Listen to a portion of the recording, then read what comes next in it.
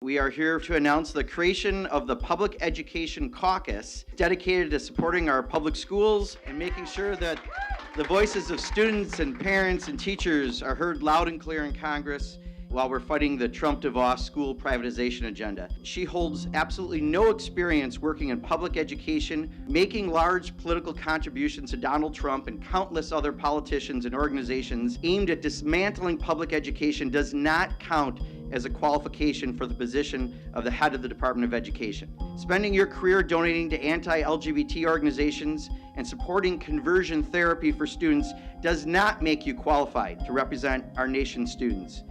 And establishing your career on making cuts to public schools in order to fund private voucher schemes certainly does not qualify you to take a lead in our public school system. Betsy DeVos has spent over 2 decades pushing taxpayer-funded vouchers and other untested education reforms in Michigan and across the country. And I'm well aware of how these taxpayer-funded voucher schools have failed our students and families because of the presence in my home state of Wisconsin. We have been a laboratory for these tests, and I can tell you that they have failed miserably. We had a person running a school who said he could read a book by placing his hand on the book. We gave funds to schools who used their funds to buy Cadillacs instead of for students. And the last 10 years, Wisconsin taxpayers have wasted $139 million in revenue to private schools, which are labor terminated from the program due to their lack of appropriate standards and accountability. And in the last expansion, 79% of the people who receive funds to go to private schools already attended those schools, showing that this isn't about education. This is really more about a tax policy for the wealthiest in this country. That's why, because of the privatization that's happened in Wisconsin, I don't want to see this lack of accountability happen across the country. And the advocates in this room know the voice of our educators and students matter. And we will support and defend our public schools, students, and teachers here in Congress today and throughout this administration. I'm glad you could all be with us for the launch of the Public Education Caucus. I could not think of a more important or appropriate time to come together in support of our public schools. I was a public school teacher for more than 24 years, which means I've spent at least 24 years in the public classroom more than Betsy DeVos. And if she actually stepped inside one, here's what she would find. She would find teachers who are giving everything they can, their passion, their time, and often their own money to give kids the best education possible. She would find facilities in need of repair, classrooms in need of modern equipment, and programs in desperate need of funding. She would find students who deserve to receive an exceptional education that will help them reach their potential. But Ms. DeVos has no interest in supporting America's public education system. Instead, she will insert a profit motive into children's education that will cripple our public schools and punish the millions of children who attend them every day. If we abandon our public schools, we abandon the millions of children and parents who rely on them as a path to a brighter future. The Senate should not confirm a Secretary of Education who does not believe in public education. Senate Democrats and Republicans must send a clear message to parents, teachers, and students across the country that we stand by our public schools. I hope they do so by rejecting this nomination. Thank you.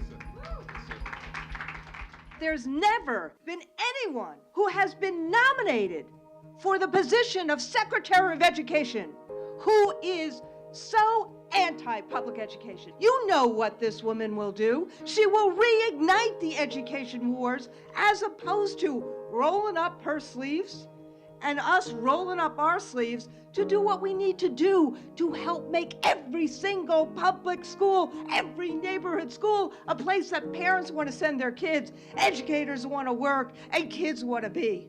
And there's a way to do that, really focusing on children's well-being, powerful learning, capacity building, creating cultures of collaboration, and every one of the representatives here who are part of the Caucus for Public Education have put bills in to try to do that. But there's one thing you can't do. You can't take a wrecking ball to public education, as Ms. DeVos has done in Michigan. And why am I so passionate about this? Last year, our union helped every single day our Detroit colleagues.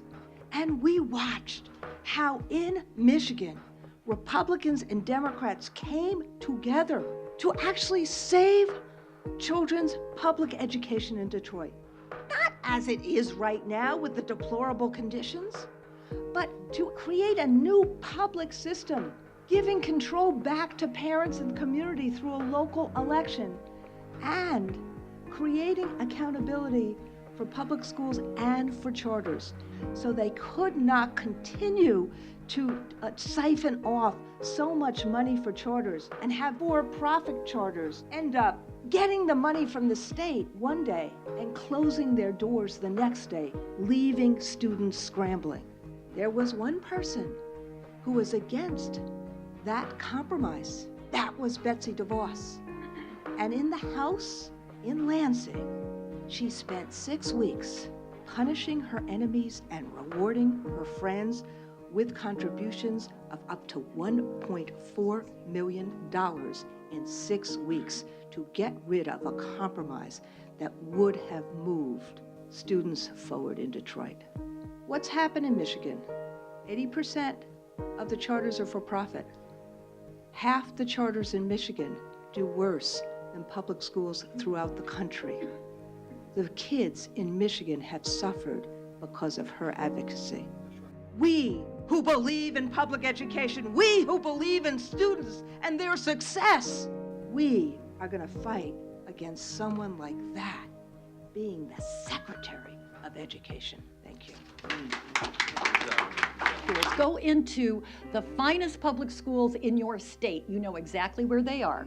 You know what kind of neighborhoods they're in. And when you walk in, there's the arts, there's sports, there's debate clubs, there's project-based learning, there's a school nurse, there's a librarian. They have the service and supports that the most affluent, well-educated parents in the world demand for their kids, and they're right. Their kids need all of that. We want that to be our standard, and we want every public school, no matter what zip code, to have what our best public schools have. And we know what we need. Our vision is one of equity, that every public school has the service and supports that those kids need to make their dreams come true. Every piece of our vision is at risk today because Donald Trump has nominated Betsy DeVos as Secretary of Education, the most supremely unqualified nomination for Secretary of Education in the history of Secretaries of Education.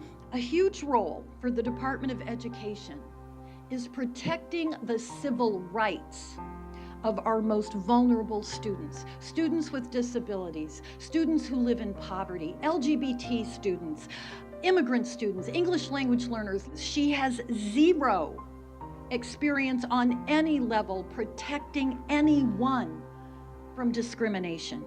Her experience is as an extremely wealthy lobbyist and a big-time political donor.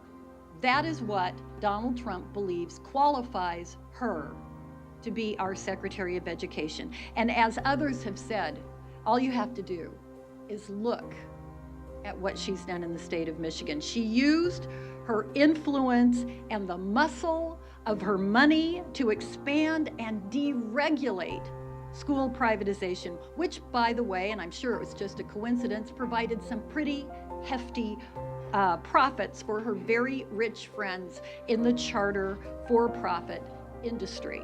And worse, she fought every attempt to hold those privatized schools accountable for how they spent that money, for how they were serving students. If confirmed, she's going to have more than influence. She will be in charge of millions and millions of public school dollars. Why in the world would we believe that she's going to do anything different than we saw her do in Michigan? Why would we believe that the $20 billion that Donald Trump has promised for school privatization to go into vouchers and for-profit charters? Why would we believe that that $20 billion won't come out of special education? Why it won't come out of Title I funds that serve our children in poverty?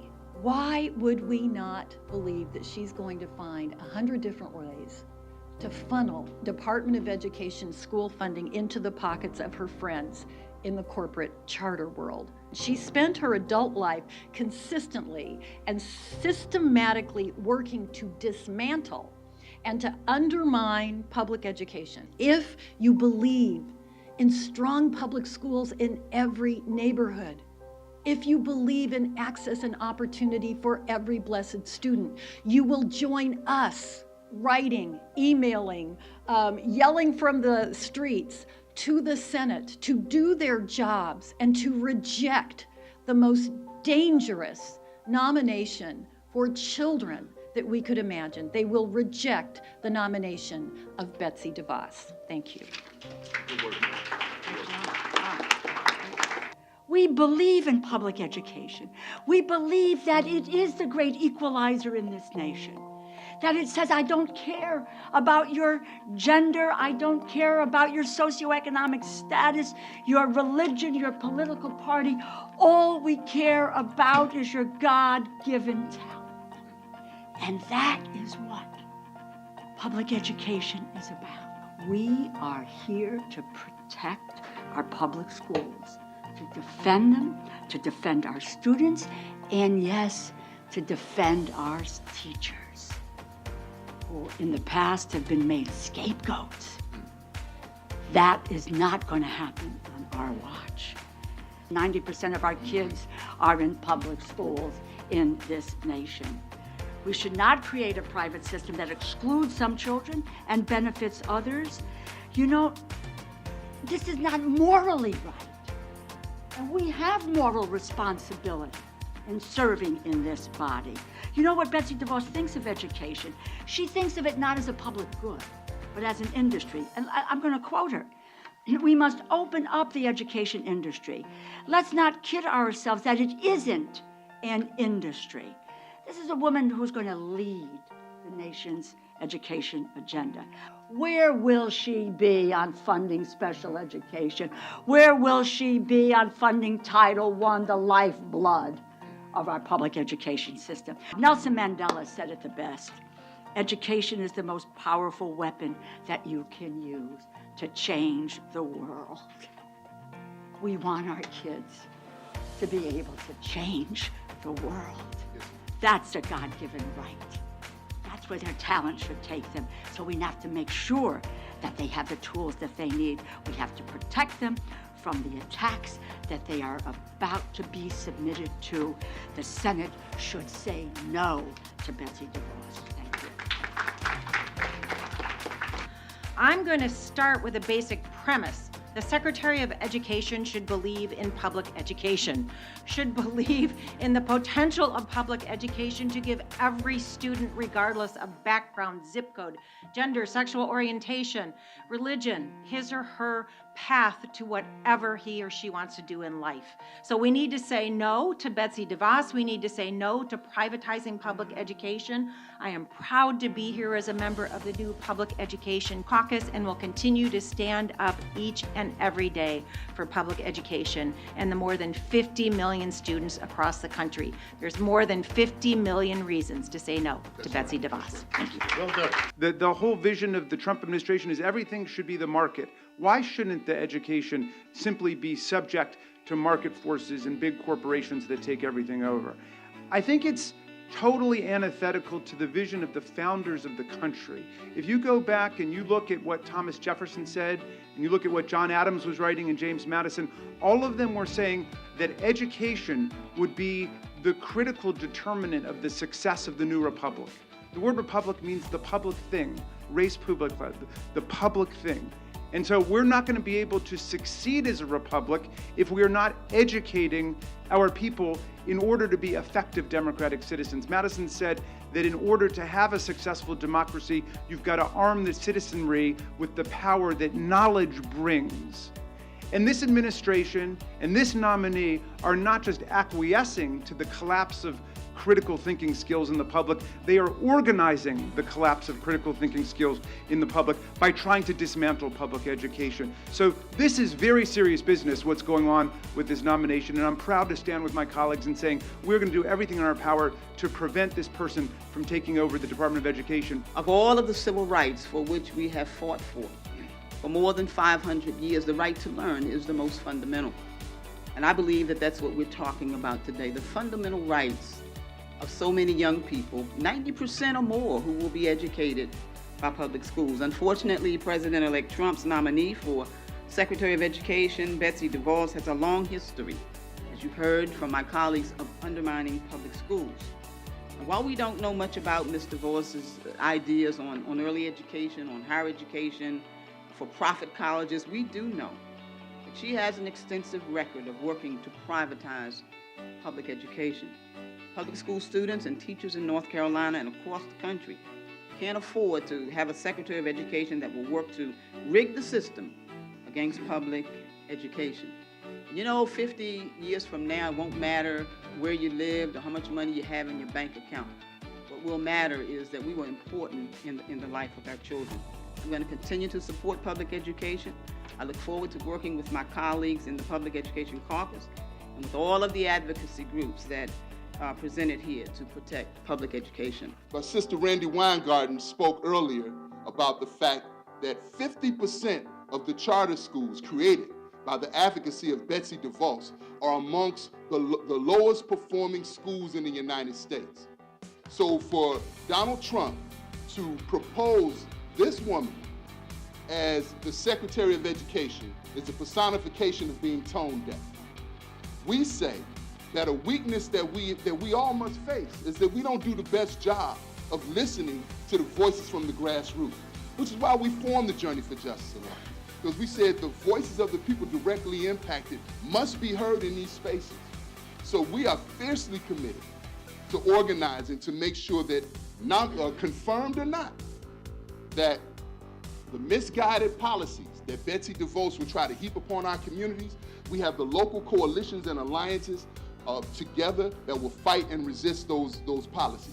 So I want to say to the Public Education Caucus, you have a friend in the Journey for Justice Alliance. We can make history together because there are people around this country that are organized. I want to share with you the good news. Don't think it's all gloom and doom. In Chicago right now, we won 50 sustainable community schools. The Chicago Teachers Union put community demands in the teachers' contract.